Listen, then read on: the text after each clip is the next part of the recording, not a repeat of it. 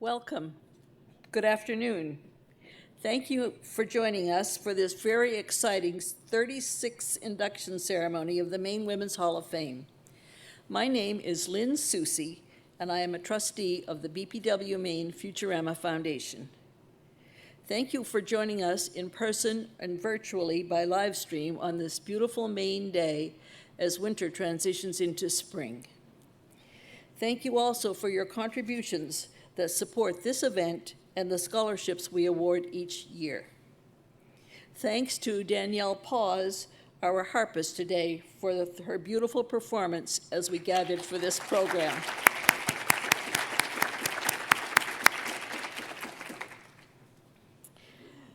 The BPW Maine Futurama Foundation is very proud to induct Dr. Alane O'Connor and the late Frances Perkins into the Maine Women's Hall of Fame.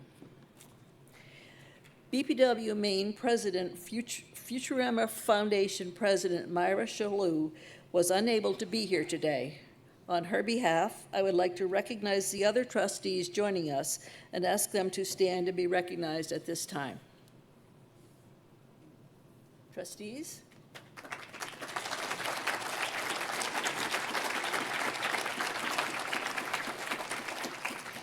Thank you. We are also joined today by nearly 20 women who have already been inducted into the Maine Women's Hall of Fame. I'd like to ask those past honorees to please stand and be recognized.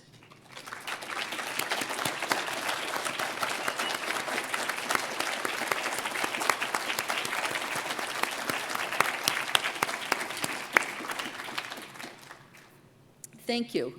I am now pleased to present Cynthia Kitchen, Director of Library Services, to bring us greetings from the University of Maine at Augusta.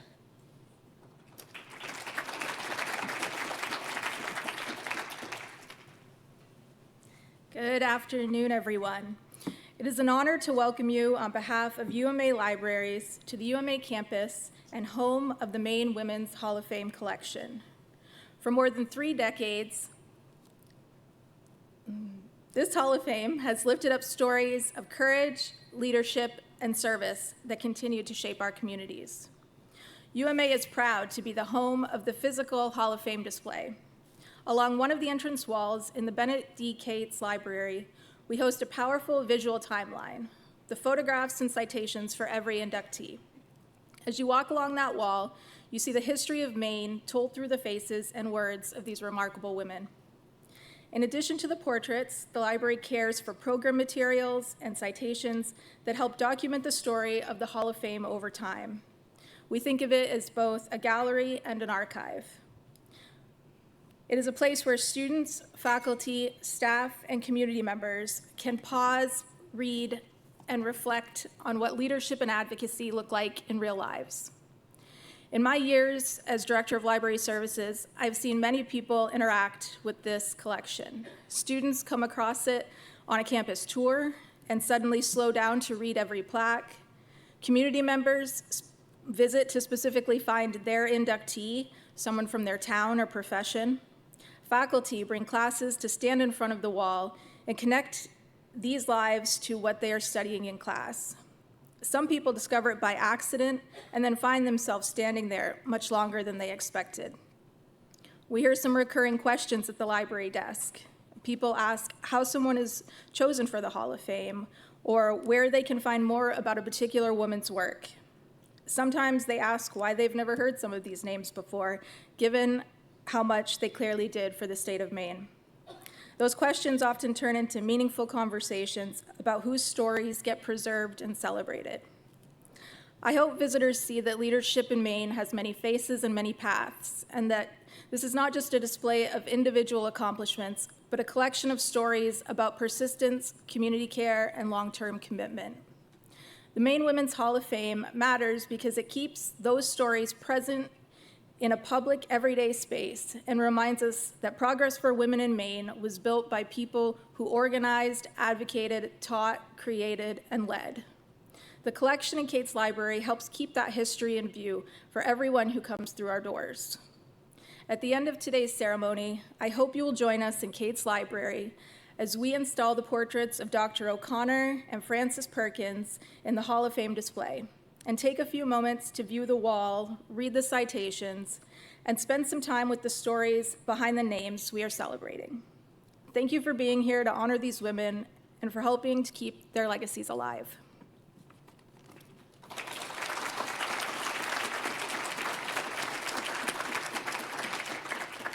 Thank you, Cynthia. We now have greetings and congratulations from Maine's governor, senators, and representatives. Although none need introduction, they will be Governor Janet Mills, 2019 Maine Women's Hall of Fame inductee, U.S. Senator Susan Collins, 2011 Maine Women's Hall of Fame inductee, U.S. Senator Angus King, U.S. Representative Shelley Pingree, 2001 Maine Women's Hall of Fame inductee, U.S. Representative Jared Golden. We ask you to hold your applause until the conclusion of all the videos.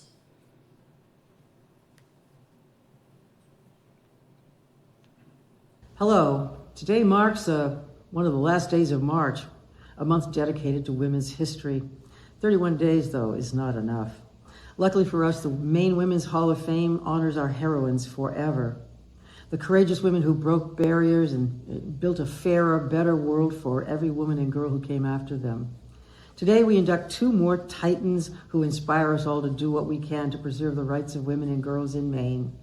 Dr. Alane O'Connor, Director of Perinatal Addiction Medicine at Maine Health and Medical Director of Maine Mom, and Frances Perkins, the first woman Secretary of the Department of Labor, first woman member of the Cabinet, and a fierce advocate for the rights of working people.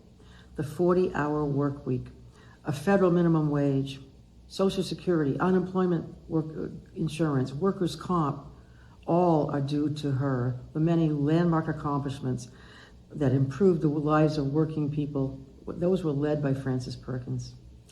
Frances Perkins came from humble New England beginnings with deep ties to our very own Newcastle, Maine. I like to think that those roots in Maine helped influence her, and that through her, our state played a pretty important role in advancing the rights of American workers. Well, today in Maine, we're building on her legacy. We raised the pay of state workers. We established a minimum wage for farm workers. We enacted measures to protect equal pay, and workers with disability, helped them as well. And we defended workers from retaliation for exercising their rights. We created the very first paid family medical leave program in Maine so that no one has to quit their job in order to take care of a sick child or an aging parent. Frances Perkins went to work for the forgotten in America. Her fellow inductee into the Women's Hall of Fame has done the same, with compassion and empathy for people suffering from addiction in our state. Dr. O'Connor has served as co-chair of my Opioid Response Clinical Advisory Committee since my first year in office, creating clinical guidance for medical providers across the state so they can respond to the opioid crisis with the best research-backed tools. Thank you, Dr. O'Connor. She's been our leading expert on how to reach more than 300 pregnant and postpartum women most at risk of addiction and drug overdose. Dr. O'Connor's nationally recognized research and wide-reaching partnerships with law enforcement, medical providers, corrections departments, and agencies across state government, that's all critical to the progress we've made in the fight against the opioid epidemic. Congratulations, Dr. O'Connor, on your induction. It is so well deserved. On behalf of the 1.4 million people of the state of Maine, I welcome Frances Perkins and Dr. O'Connor to the Maine Women's Hall of Fame. Thank you. Good afternoon. It's such a pleasure to offer a tribute to the 2026 inductees to the Maine Women's Hall of Fame. Although Dr. Alane O'Connor and the late Frances Perkins are separated in time by nearly a century, they are united by accomplishments that improve the lives of women. Beginning with a medical practice in rural Maine more than 20 years ago, Dr. O'Connor is today nationally recognized as an innovative and compassionate expert in the treatment of substance abuse disorder, particularly among pregnant women and incarcerated individuals. Her partnership with Maine sheriffs has led to an innovative treatment program to help individuals in jails with a once-a-month shot rather than a daily pill to deal with their addiction to opioids. It has been much more effective. Dr. O'Connor's career has been defined by a focus on developing and implementing strategies that empower vulnerable people, particularly women, and allow them to thrive. I congratulate her for this well-deserved honor. And now, our second honoree. As a young professional in New York City in 1911, Frances Perkins witnessed the Triangle Shirtwaist Factory fire that claimed the lives of 146 workers, mostly women. That horrific event galvanized her commitment as an advocate for workers' rights and workplace safety. In 1933, President Franklin Delano Roosevelt selected her as the United States Secretary of Labor, making her the first woman to serve in a presidential cabinet, with her central role in creating the Social Security program, a crowning achievement. Today, the Frances Perkins Building in Washington, headquarters of the Department of Labor, and the Frances Perkins Homestead in Newcastle, Maine, stand as monuments to a life devoted to championing the right of all to live in dignity. By honoring these leaders of the past and the present, the Maine Women's Hall of Fame provides role models who inspire the leaders of tomorrow. Thank you for all that you do, and have a great celebration. It's an honor to join you for a few minutes for the induction ceremony into the Maine Women's Hall of Fame. Two great inductees tonight. Alane O'Connor, who was really a pioneer in Maine in substance abuse medicine as it relates to pregnancy and childbirth. She has saved lives. She's made a real difference in people's lives, not only the moms, but also the babies. This is an area, unfortunately, that has not been really treated or understood well, but it's an important area of medicine here in Maine and across the country. Alane has, as I say, been a pioneer and has really made a difference in her community and also in the entire state. The second recipient is Frances Perkins, one of the most outstanding women leaders of the 20th century. She is really the genius behind Social Security, unemployment insurance, workers' compensation insurance, all of those kinds of the social safety net we take for granted. First woman member of a president's cabinet for Franklin D. Roosevelt, and she's talk about making a difference in the country. Think where we would be without those visionary programs from the 1930s. And of course, her childhood home in Newcastle is now a national monument. And the reason I'm holding this pen, this is the pen that Joe Biden used to sign the designation of that house and grounds as a national monument to Frances Perkins. I was at the ceremony where he was signing the document. He looked up and handed me a pen. So here it is, and it's one of my proudest possessions here in Washington. So two great nominees, Alane O'Connor, Frances Perkins. And I want to congratulate and thank the board and the members that make this honor possible for these outstanding women from Maine. Hi everyone, Congresswoman Shelley Pingree here. If there's one thing that this year's inductees have in common, other than being proud Maine women, of course, it's their deep and abiding commitment to service. Frances Perkins' legacy cannot be overstated. She was a true powerhouse of her time. Her accomplishments, from helping create Social Security to establishing unemployment insurance and a federal minimum wage, improved people's lives in a tangible, transformative way. When we think of the Durgo spirit, her life and story, that service, feel as quintessential as it gets. To Dr. Alane O'Connor, what a thrill it must be to share this honor with such a powerful figure in Maine's history, and how deeply deserving you are. Your leadership and distinction in your field have changed the way we think about addiction medicine, creating a model of care grounded in love, compassion, and collaboration. Thank you for your service and for the hope and healing you've brought so many people and communities all across our state. Congratulations to Dr. O'Connor, Frances Perkins, their families, and everyone at the Maine Women's Hall of Fame for continuing to honor the extraordinary contributions of Maine women. Enjoy tonight's ceremony, and thank you for celebrating these remarkable women with us.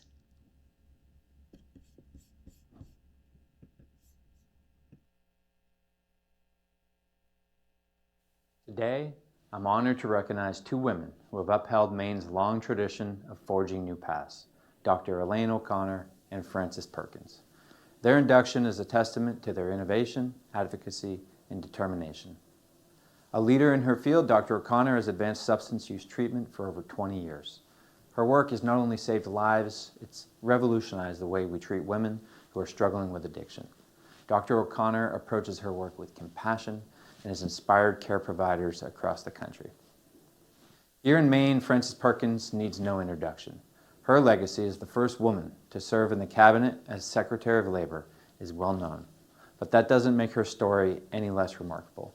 She advocated for a vast expansion of workers' rights and fundamentally changed the pay, hours, and organization of American labor.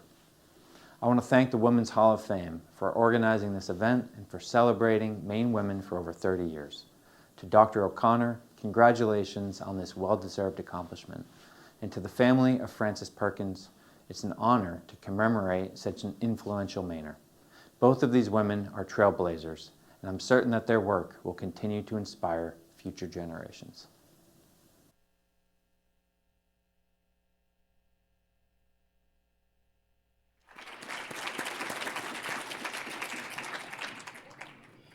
Our thanks to each of these busy public servants for electronically joining us today. We will now begin our formal induction program.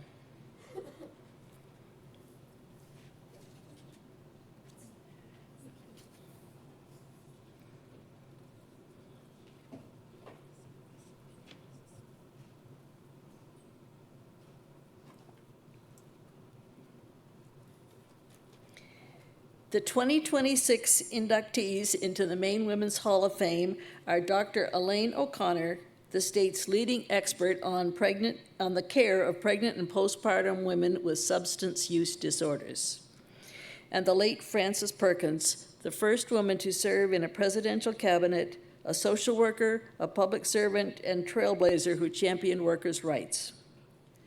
Presenting for Dr. O'Connor is Dr. Amy Madden, Medical Director at Health Reach Community Health Centers.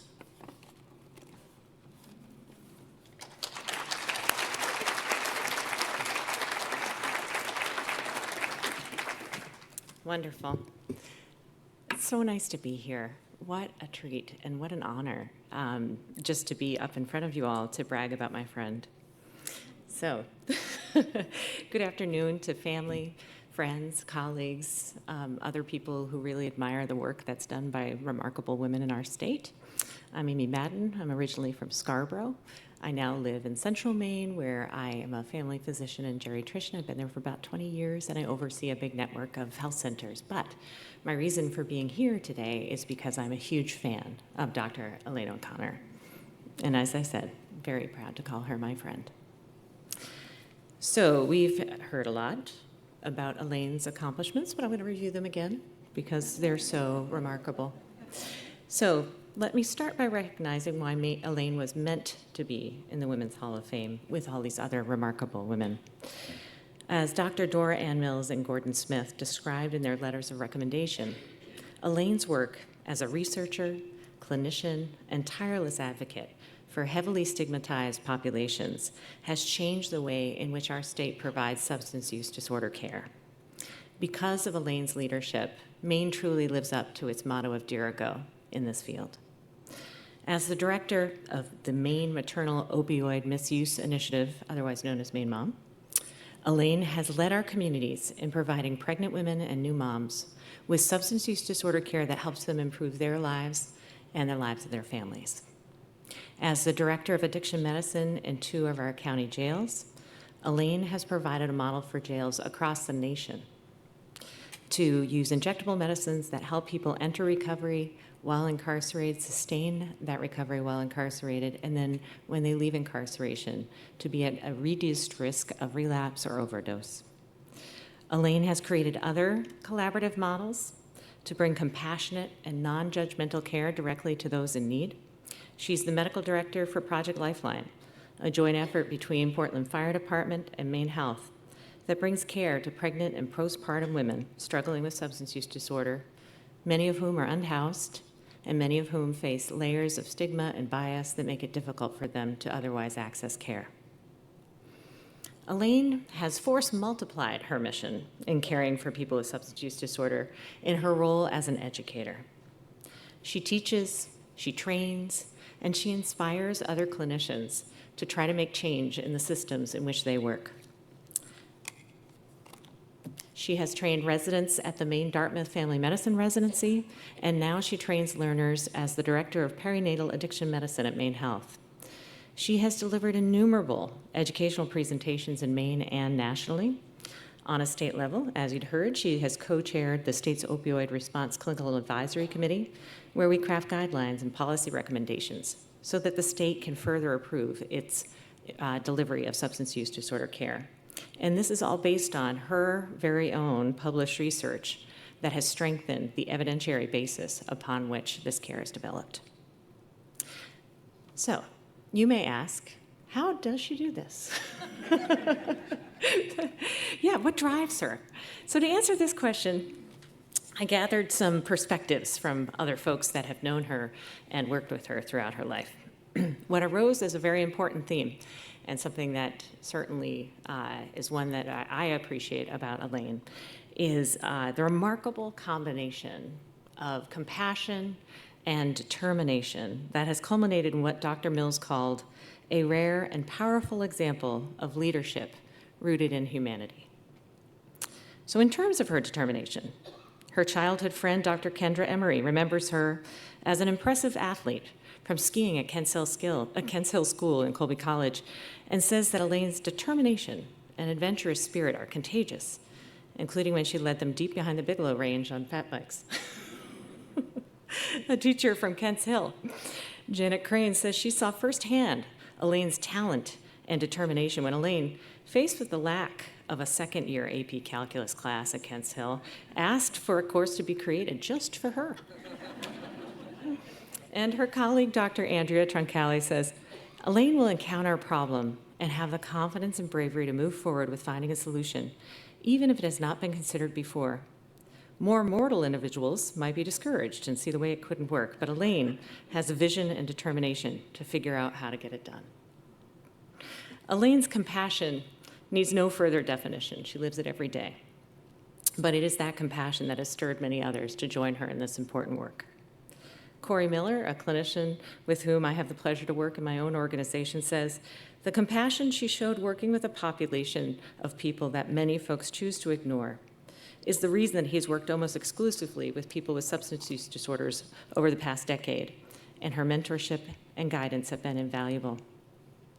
So I believe it's this combination of grit and compassion that's the how behind the why we are celebrating Alane's contributions to Mainers Health today. Now I'm going to cry. Not looking at you.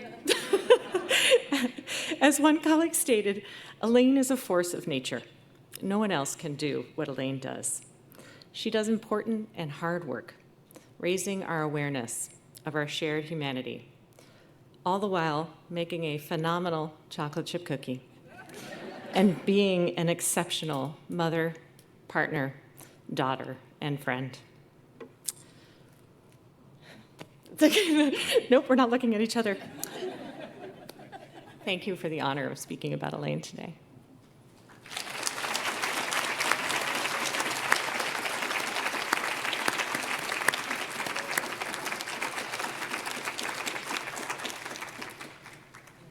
Thank you, Dr. Madden, for that warm and personal introduction to Dr. O'Connor. I am now pleased to welcome to the front of the stage 2026 inductee into the Maine Women's Hall of Fame, Dr. Alane O'Connor.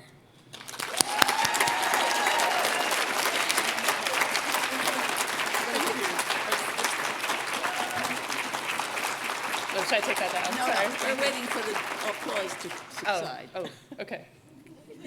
Dr. O'Connor, I have for you this award, which I will read, Maine Women's Hall of Fame, honoring the past, inspiring the future, 2026 inductee, Dr. Alane O'Connor.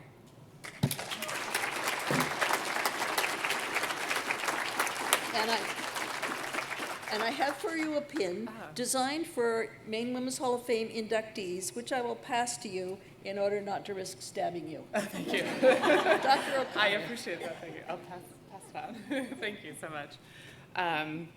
This is like beyond wild. I mean, like I can't really wrap my brain around this. So I'm just going to kind of do the best I can and take you on a journey, I guess. First, I want to begin with some thank yous. I want to thank the Maine Women's Hall of Fame for this tremendous honor. It really doesn't seem real that I'm becoming a member of this unbelievably remarkable group of women, a sisterhood of bold and courageous leaders. I'm thrilled to forever be linked to the amazing Frances Perkins, who I've had the privilege of learning more about, and I would have loved to pull up a chair next to the one she had so much courage to accept. I want to thank Jay and Kelly for nominating me, and Gordon and Dora for writing such beautiful letters of support. And I want to thank my dear friend, Amy Madden, for the beautiful introduction. And I want to thank Bill Alto, who is watching today with his wife, Sue, from Hawaii. Without Bill, there simply would be no Alane on the stage today. More than 20 years ago, he wanted to start a substance use disorder treatment program, and he had all the experience and the passion to get it done. He did not accept no, despite all the barriers and naysayers in his way. And I told myself that one day I would be Bill. I would use my passion and experience to do different and better things. And I want to thank all the people who are here today, which it's like so touching. My friends and my colleagues, and most especially my family. You're my biggest source of support on the good days and the bad. And without you, none of this would be possible. So I don't know a whole lot about how to write a good speech, so I'm doing what everybody does, which is that I Googled it, for real. Write like you talk is number one, though I'm going to try not to swear as much as I do when I talk, which will be a challenge. 2, tell a story. 3, be authentic. And 4, don't just speak, say something. So here goes. People ask me about a day in my life, and here it is, just one day. The day begins with a patient who could be mistaken for a school teacher, petite, kind, quiet, but who under the surface has one of the most severe alcohol use disorders I've ever seen. Sadly, she does not understand the grip of the disease has on her and minimizes any discussion about returns to use. Her baby is no longer in her care. This is a relief to me as she and her partner have violent interactions when they're both drunk. The ED notes I read after their last fight describe an individual that I scarcely recognize, and certainly not the school teacher I sit in front of. I'm grateful she's here today, and I hope I can help her tame the demon that lies beneath. My next patient is a no-show, and I use the unexpected free time to try to figure out whether we can work with the local county jail to suspend the disability payments being sent to one of their inmates. He strangled my patient and threatened to break her jaw. He also has untreated methamphetamine-induced psychosis. Prior to his arrest, he would sometimes attend appointments with my patient. He would walk in circles in the waiting room, very clearly having a conversation. While the words made sense, the sequence of the words did not. A classic case of word salad. On one level, it was fascinating to watch. On the other, I could understand why she was terrified of him. My patient is genuinely concerned that if he can use his disability money to bail, that she will be at substantial risk. She has a protection order in place, but that's little comfort to her because she knows his past. Remarkably, the next patient is a patient or woman I met a few months ago when she was 17 weeks pregnant, writhing in opiate withdrawal and demanding a termination. The anger that emitted from her mouth and eyes was impressive. I worried a bit about what the student standing next to me was taking in. The person today hardly resembles that individual. She's focused, thoughtful, has excellent insight, and is working hard to maintain her recovery. She ended up missing her appointment for the termination, and now it's too late for that. At first, I was sad for her as she desperately wanted to end the pregnancy. She said, "You can't miss what you don't know." My heart hurt when she said that, as I could see the anguish she feels from not being able to see her 15-month-old daughter. Now pregnancy seems to be what's keeping her alive. Strange how the world works some days. As I exit the room, I'm wondering whether I should call Portland PD for a welfare check. I cannot get into contact with my 9-week pregnant patient. She's using copious amounts of fentanyl. I've been trying to transition her to buprenorphine, but it has not been successful. She had a new heart valve put in last year because of a blood infection from injecting drugs with contaminated needles.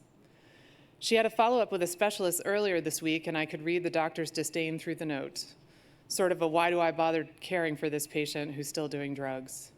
She was supposed to go to a short-term detoxification program after her visit with the specialist. We called the program together last week, and they indicated they had beds. She felt that she really needed that level of support as she transitioned to buprenorphine. I'm unable to reach her by phone despite multiple messages.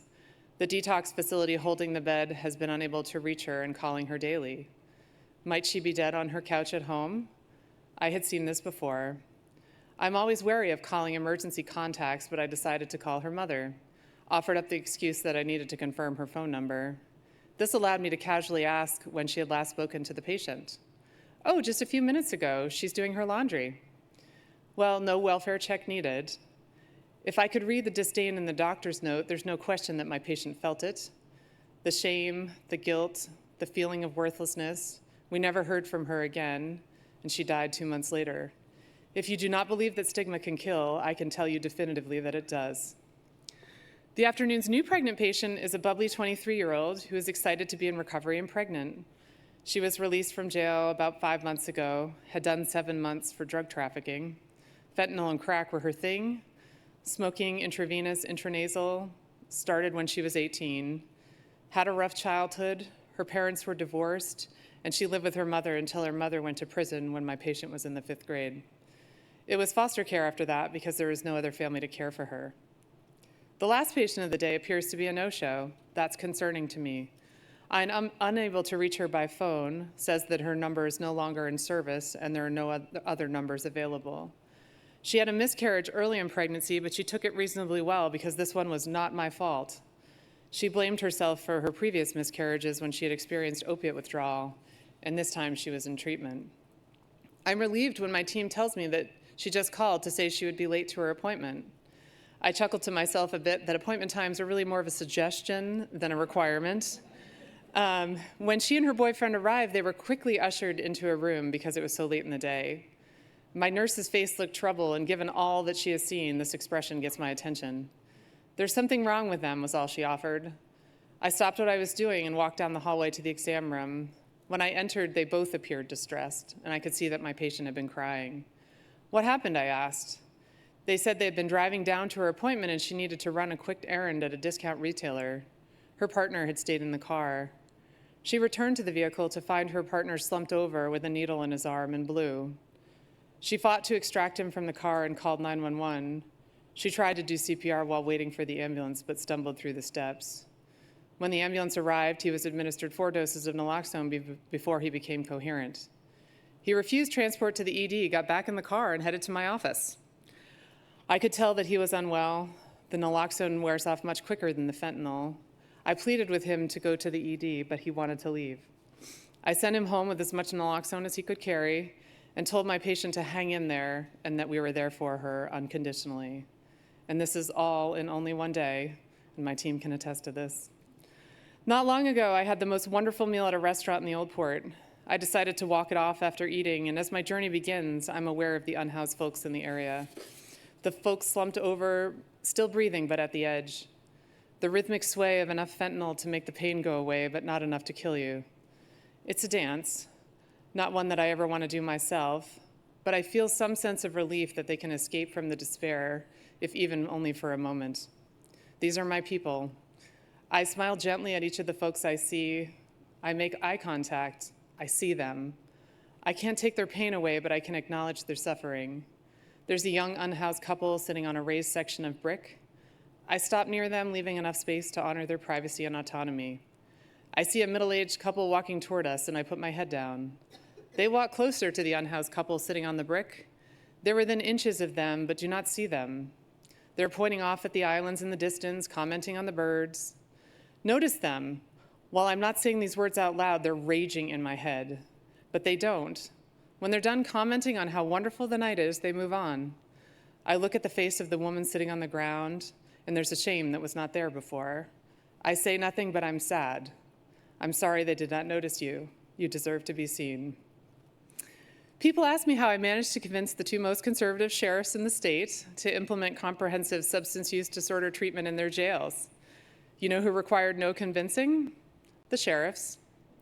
They said things to me like, the people in this jail are my neighbors, and I have an ethical responsibility to make them better off when they re-enter the community than they were when they came in. It's his emphasis at the end of the news story about a big drug bust that recovery and confidential support is available if you call your local sheriff's office. It has never been about a lack of commitment. It's been about finding the financial resources needed.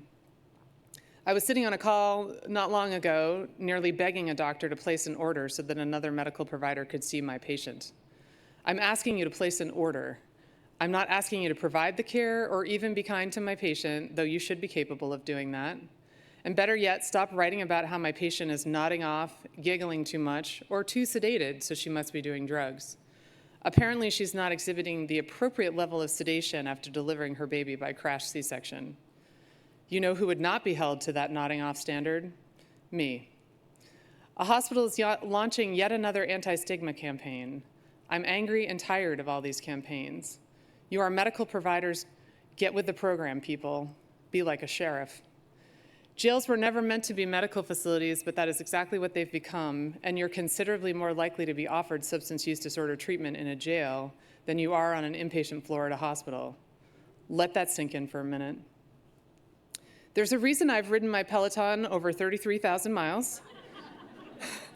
For context, because I looked this up, that's 1.33 times around the equator, or nearly 12 times across the country. The bike that goes nowhere has taken me the places I needed to go. Every day is hard. Every day is really hard. Some days are sadder than anyone should have to bear. I keep some of this to myself because there's not an audience for my stories in most settings. I'm crushed by the pain I have seen, but simultaneously grateful that I'm someone who can be trusted with this pain. People ask me frequently, how do you still do this work? Most days I don't know the answer to that question, but I do know it's where I'm needed most. And I'm surrounded by people who work just as hard as I do and who are just as committed as I am. When I think about the work we do, it's best described as the stubborn, relentless, and unwavering determination to continue pursuing a goal despite facing significant difficulties and obstacles. Feeling like you're swimming in a terrible current that will one day take you over the waterfall, but each time the work feels entirely unsustainable, someone reaches out to help. Some do not even know they're doing it. This is the part of the speech where I plan to tell you a feel-good story. Sadly, I had to rewrite the speech Monday evening after the feel-good story turned into a terrible tragedy last weekend. Do we win? We do. Do we win as often as we should? We do not. And our wins are rarely the celebratory overtime goal that's scored with the team grins or high fives. Rather, they're long and arduous battles, a desert hike in 100-degree weather where you fail to pack enough water. You survive, but you and your kidneys are never really the same. Still, it's the women who say, I know I would not have my baby without you, or I can never thank you guys enough for all the things you did for me. You have been my biggest cheerleaders, and I appreciate all the support you have given to me. It feels so good knowing I have a team of strong and beautiful ladies backing me up, and they are here. Or simply the grandmother holding her new grandson who says with a tear in her eye, if I ever win the lottery, I'm giving it all to this program because this is the only place my daughter feels safe. I want to thank everyone in this room who said yes. It started with Bill, then it was Leanna 20 years ago who said we needed a drug overdose task force and we were assigned the finest conference room right next to the old morgue. Amy, who invited me to co-chair our hospital's opiate steering committee, and Tim for signing on to be one of the first emergency rooms to deliver real-time substance use disorder treatment. Corey for saying yes to delivering an entirely innovative program out of an old office building with no sinks, constructing an inpatient consult service from scratch, and for not caring what holiday weekend I had him take call. To Vanderbilt University for saying yes to enrolling me in a doctoral program that showed me things could be different. Our first assignment, Clayton Christensen's The Innovator's Dilemma, introduced me to the concept of disruptive innovation, that to really make change, you had to dare to think big and believe that anything was possible. I never looked back. It was Somerset's sheriff and district attorney saying yes to an alternative sentencing program when no judge was available, and now we have dozens of successful ASAP graduates. It was Gordon offering me the dream of a lifetime, the opportunity to work with Lisa to craft policy and clinical recommendations for the entire state through the Opioid Clinical Advisory Committee. It was MaineCare saying yes to building Maine Mom, an integrated perinatal substance use disorder treatment program that's team-based across the state. It's the Portland Fire Department saying yes when I knew that I never again wanted to feel as helpless as I did the night it was 30 degrees below zero and I had a pregnant woman in labor on the street who likely did not know how dire her situation was. With Project Lifeline, we see patients living under bridges and on building stoops wrapped in blankets and trying to protect themselves from the elements while using drugs so that they can temporarily forget what a brutal task that is. Then it was Sheriff Lancaster, Greg, and Kylie who believed we could use a once-a-month injectable treatment medication and that there was no reason why a little jail in rural Maine could not lead the nation. I still can't really believe that my blind optimism would somehow manage us to obtain millions of dollars to provide treatment to some of the most vulnerable and marginalized people out there. While I'm humbled by the amazing national press, I am most grateful for the simple comments. I would be dead without this program, and this program saved my family. Later, it was Sheriff Nichols, Sergeant Close, and again reunited with Leanna, who said yes to innovation at Franklin County Jail. And to Caroline and Maxine, who've done so much for me and connected me with Chelsea and the Maine Public Defenders so that my women can have a level playing field when they become involved with child welfare. And then it's my Maine Mom team at CAM in Portland who keep the ship running every day while I'm here, there, and everywhere.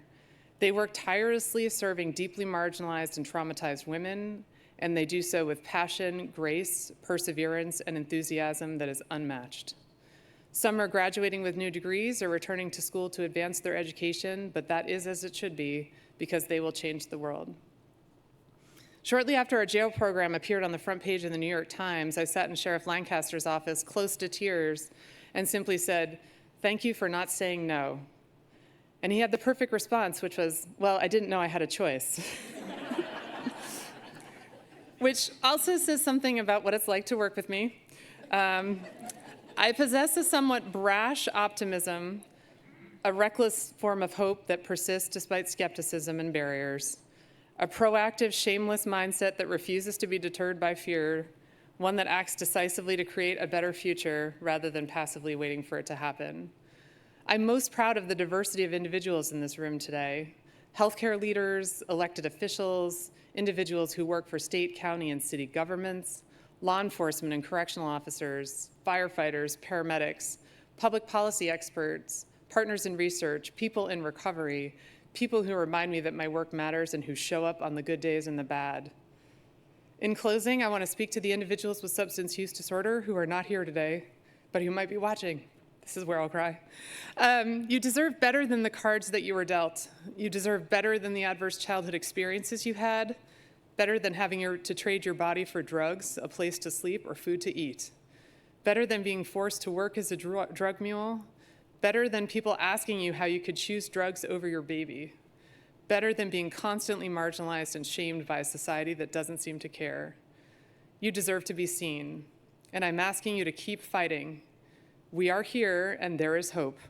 And I can promise you one thing, I'm not going anywhere. And me and all the people in this room who stand beside me, we're just getting started. I thank you.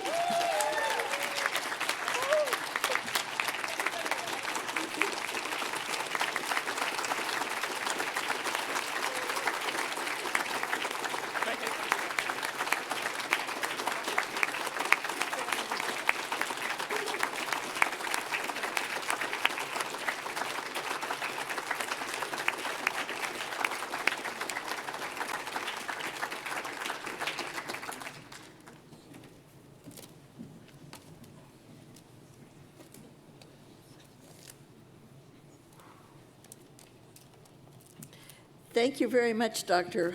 O'Connor. Thank you for speaking to us, and thank you for the amazing work you do for these women and their babies. From the trustees, congratulations on your induction into the Maine Women's Hall of Fame. Now I'd like to turn our attention to the second 2026 inductee. Presenting for the late Frances Perkins is Laura Fortman, Commissioner of the Maine Department of Labor and a 2007 inductee into the Maine Women's Hall of Fame.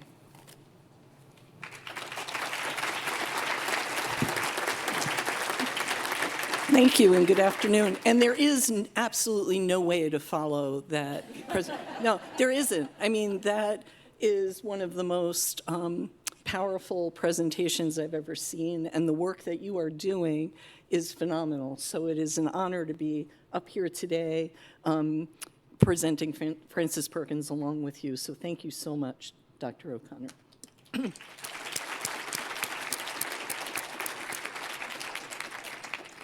So good afternoon.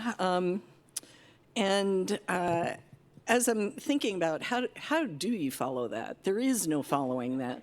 And at the same time, the legacy of Frances Perkins is so embedded in the work that all of us are doing, that as I was listening to Dr. O'Connor, I was thinking, and I know, and I've been told Lynn is a real hard taskmaster, and do not go over your 3 minutes. So I'm going to try to not just riff on things, but to just say that there are some parallels in some of the work that you're doing, that I hear echoes of some of the work that Frances Perkins did in her early career as a social worker and working with young women. So, but I will not go there. I will stick to my prepared remarks, but thank you.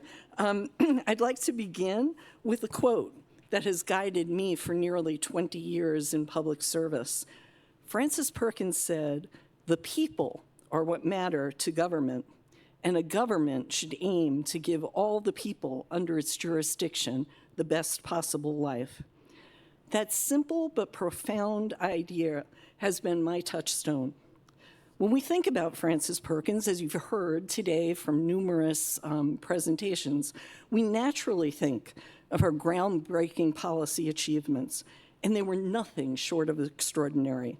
She was the architect of landmark policies, restricting child labor, establishing minimum wage and overtime protections, advancing workplace safety and health, creating Social Security and unemployment insurance, achievements that just represent a portion of her remarkable legacy.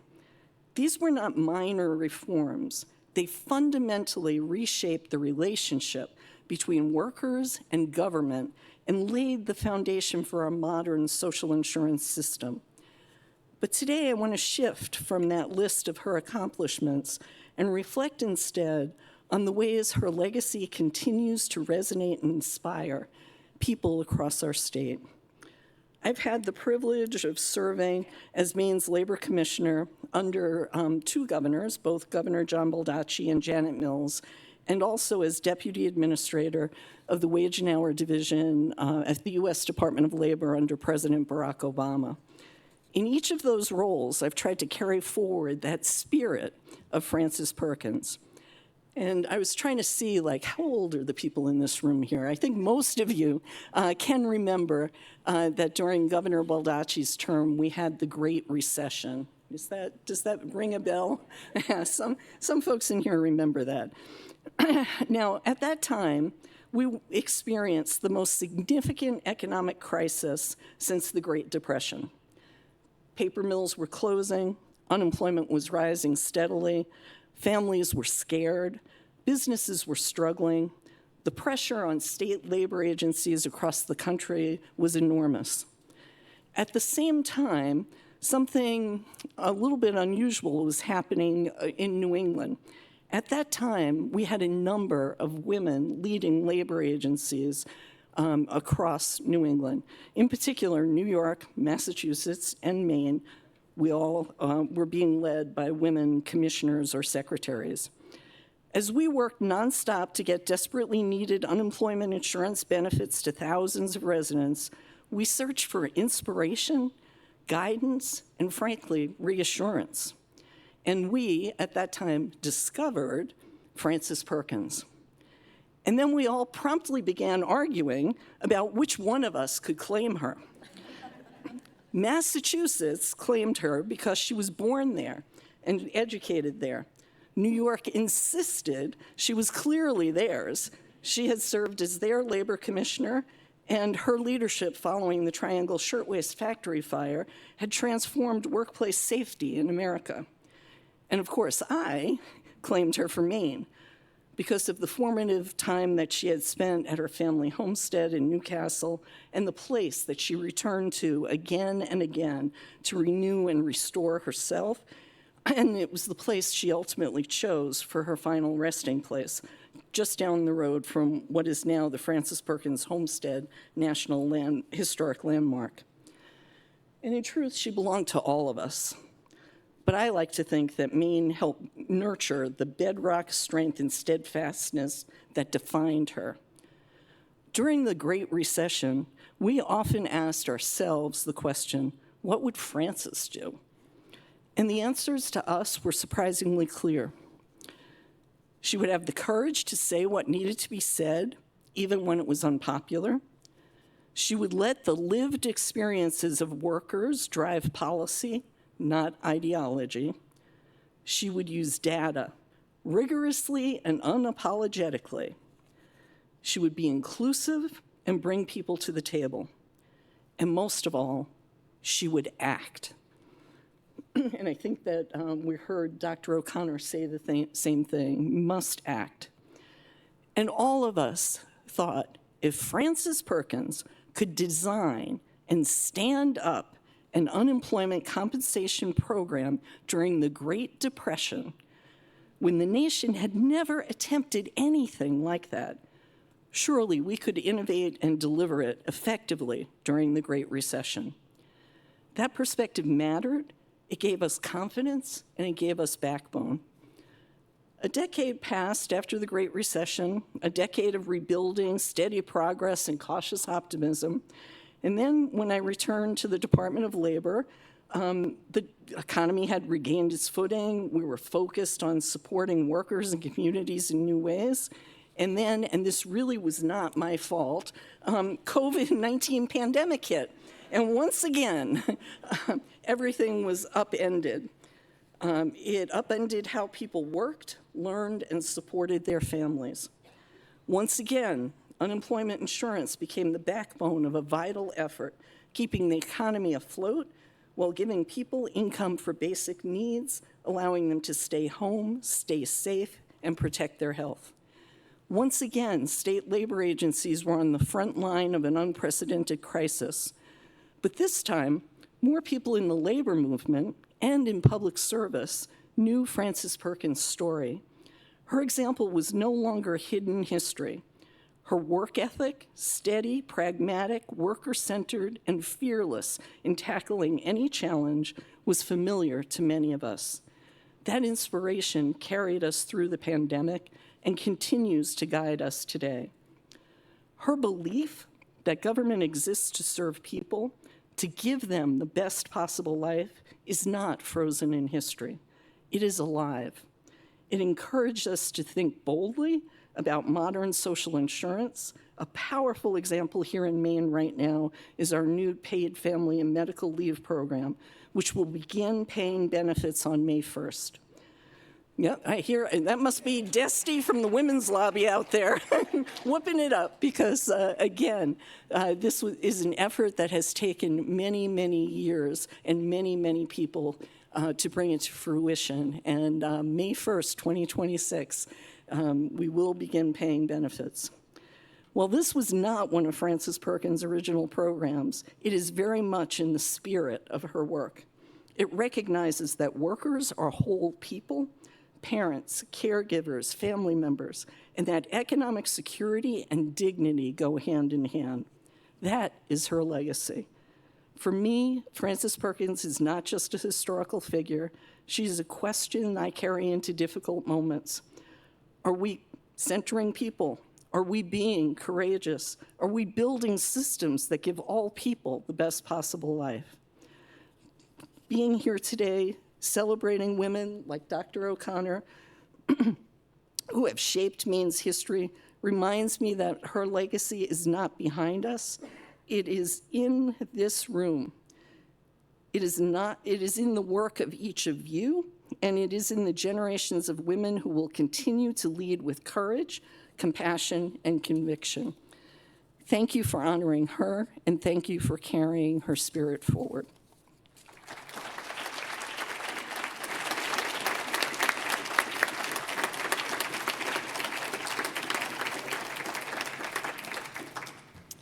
Commissioner Fortman, thank you very much for your insight into this inductee.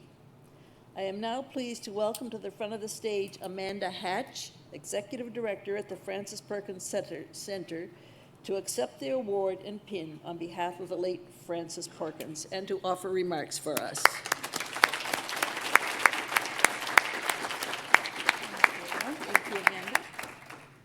Amanda, we have this award for the Francis Perkins Center. It says Maine Women's Hall of Fame, Honoring the Past, Inspiring the Future, 2026 inductee, Francis Perkins. Thank you. And a pin for your display. Thank you. Thank you. I don't know how far I have to stand away. Okay. And still be able to read the text in front of me, because I also said I would not go off script. And I have the very unenviable task of taking the long career of one of the most influential people in American history and summarizing her significance in 10 minutes or less. So much of what I am about to share, many in the room are likely to already know, especially because we heard some of the bullet points in videos already, but bear with me.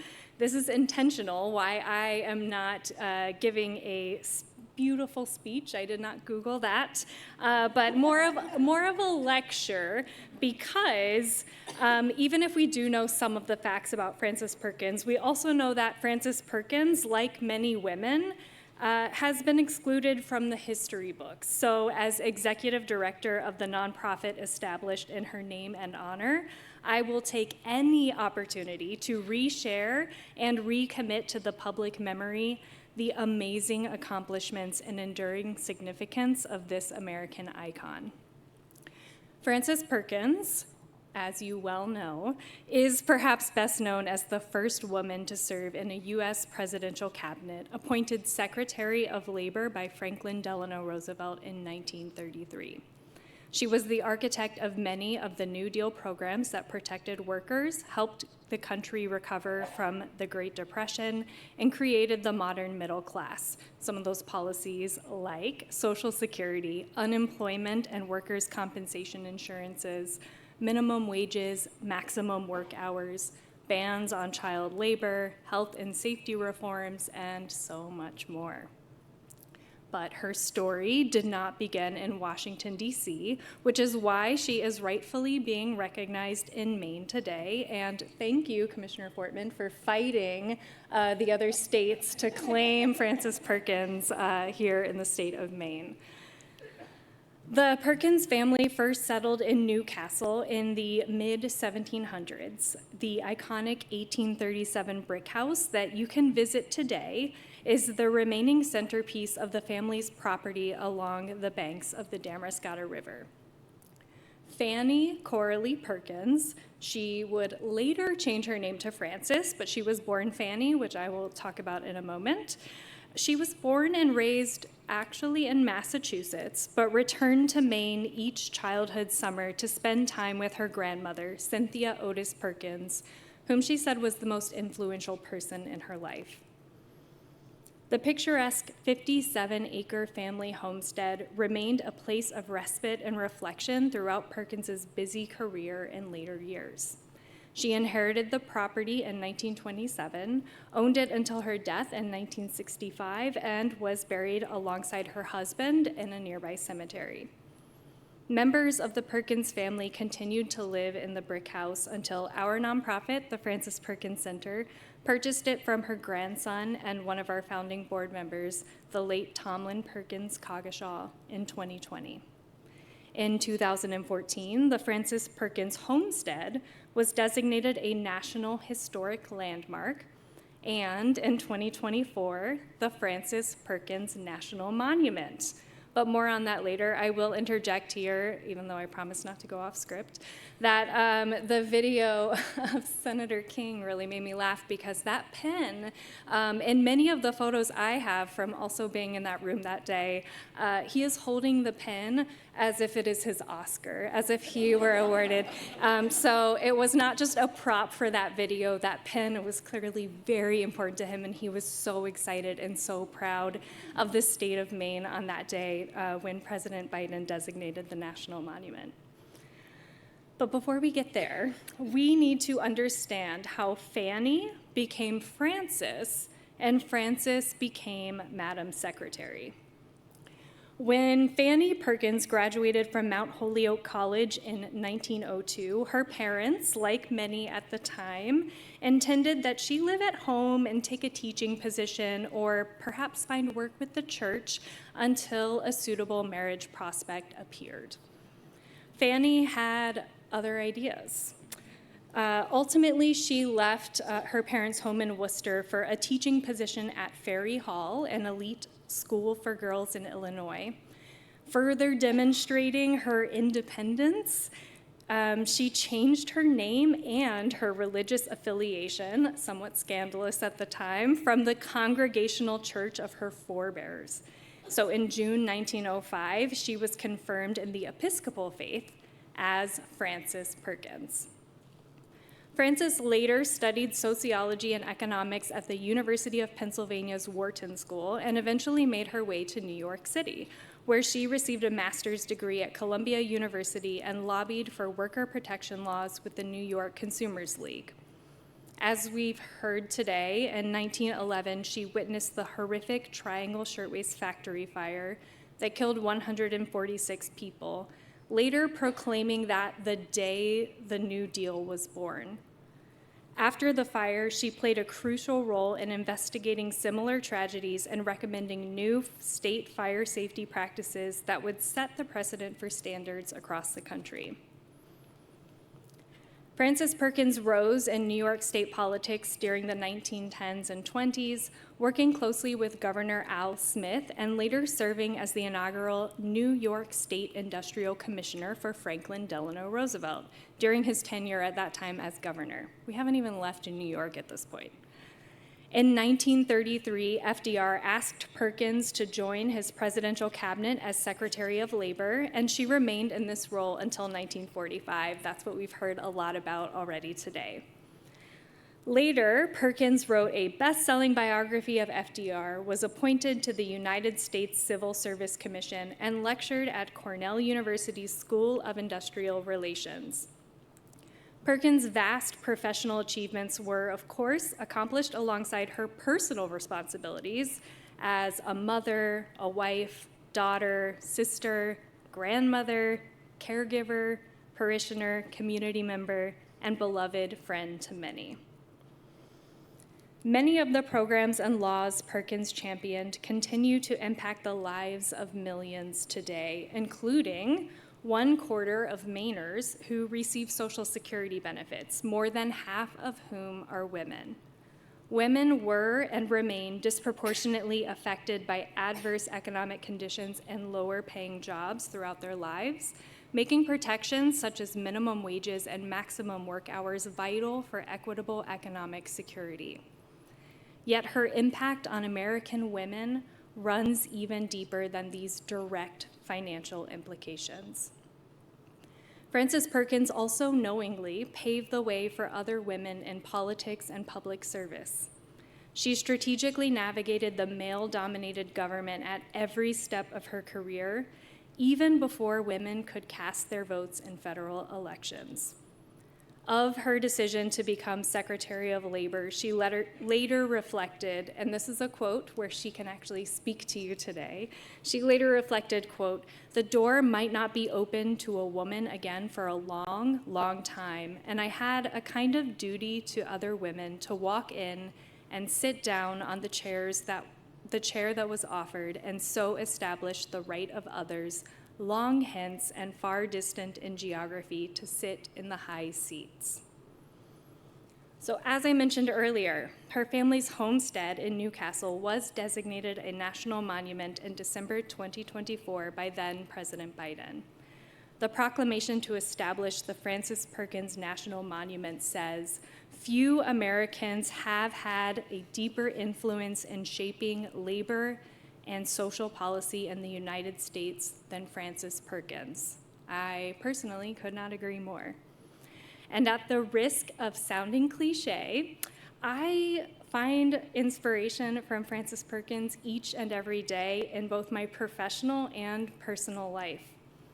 Whenever I'm overwhelmed by the changes that I personally hope to see in the world, simultaneously overcome with possibility, that blind optimism that we heard about from Dr. O'Connor, but then also apathy when I'm hearing a lot as I do work together in my community.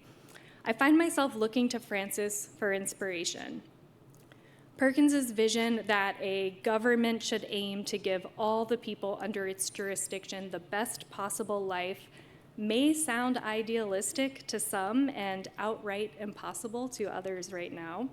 But I urge everyone here today to look at Frances, as I do, as a source of hope of what is possible. Not always by the many or the loudest, but sometimes by the few. And that's, again, where I think I see a lot of connections between Frances Perkins and Dr. O'Connor here today. Sometimes it takes that blind optimism and that one person driving forward the work that needs to happen to change the world for the better. Frances was a single person with sincere ambitions, steadfast values, and unwavering tenacity. She used the resources she had throughout her life, whether it was her intellect and wit, her carefully curated political allyships, or her closest friendships, faith, and guiding principles, to drive her vision to action. And those actions continue to positively impact millions. And as I close today, I would like to take this time to remind the audience that the work begun by Frances Perkins is ongoing.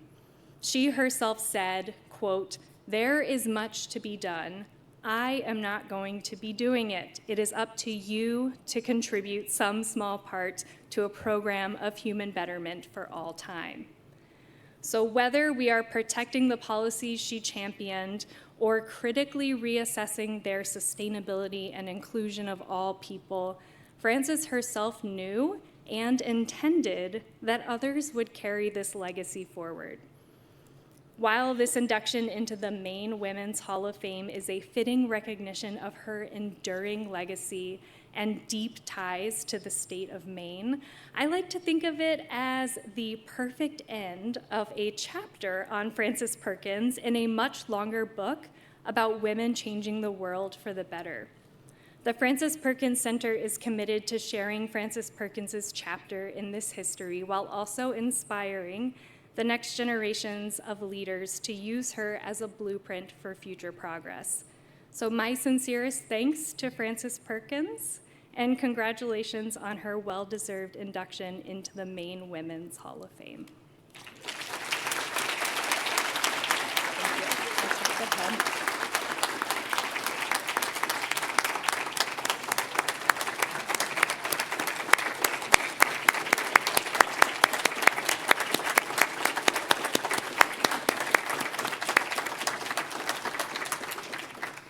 Thank you, Amanda.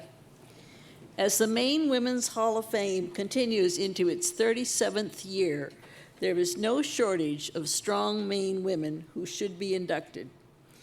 Please consider the Maine women you know and read about and admire, and check our website in the hall for information on how to nominate them.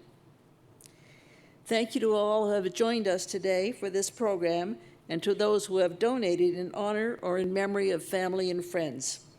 Your donations will help fund future induction ceremonies and our scholarships. If you have not had the opportunity to support our work, please use the link on the Futurama website or the QR code found in your program. At this time, we hope you can join us for the installation of the portraits at the Cates Library, diagonally across the parking lot. For those who are currently attending electronically or otherwise unable to join us at the installation of portraits today, I urge you to find or make an opportunity to visit the display at the library and immerse yourself in the inspiration these women provide. Again, congratulations to Dr. O'Connor and to the Frances Perkins Center. Two quick notices as we depart. There's a guest book. If you haven't signed it on the way in, will be near the exit. Please stop and sign it. We would like to have a picture of the past honorees if you'd come to the front right after the ceremony. Again, thank you all for joining us.